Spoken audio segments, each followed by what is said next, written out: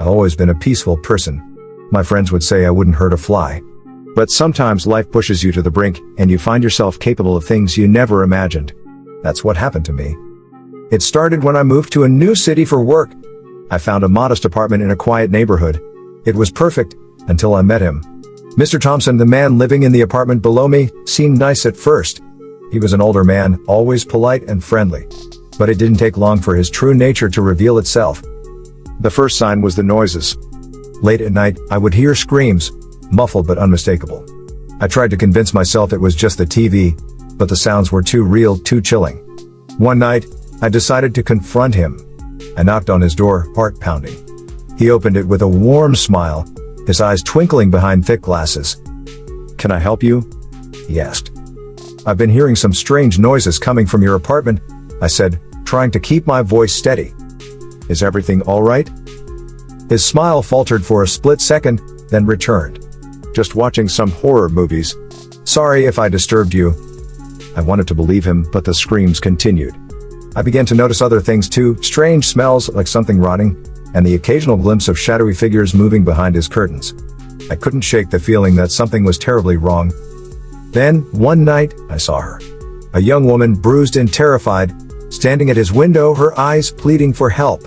Before I could react, she was yanked back, the curtain snapping shut. My blood ran cold. I knew I couldn't ignore it anymore. I called the police, but they found nothing. Mr. Thompson had an explanation for everything. He was a master manipulator, always one step ahead.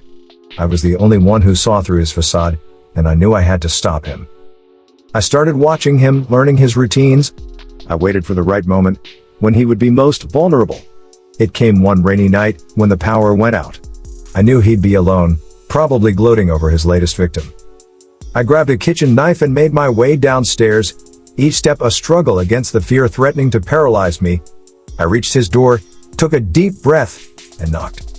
When he opened it, his expression turned from confusion to surprise, and finally to fear as he saw the knife in my hand. "I know what you've been doing," I said, my voice shaking. "It ends tonight." He tried to slam the door, but I pushed my way in, the knife flashing in the dim light. He fought back, but I was fueled by a rage I didn't know I had. The struggle was brief, brutal. The knife found its mark again and again, until he lay still, a pool of blood spreading around him. I stood there, panting, staring at what I'd done. The apartment was silent, the oppressive evil that had filled it dissipating like smoke.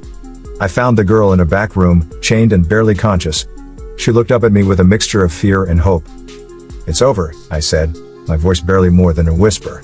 "You're safe now." I called the police again, told them everything. This time they believed me. They found evidence of his crimes, enough to make sure no one would ever doubt what he was. The girl was taken to a hospital, and I was taken into custody. I don't know what will happen to me. Maybe I'll go to prison, maybe I won't. But I know I did the right thing. Some monsters hide in plain sight, wearing the faces of ordinary people. And sometimes the only way to stop them is to become a monster yourself. For more stories, please subscribe and don't forget to hit the notification bell. Thanks.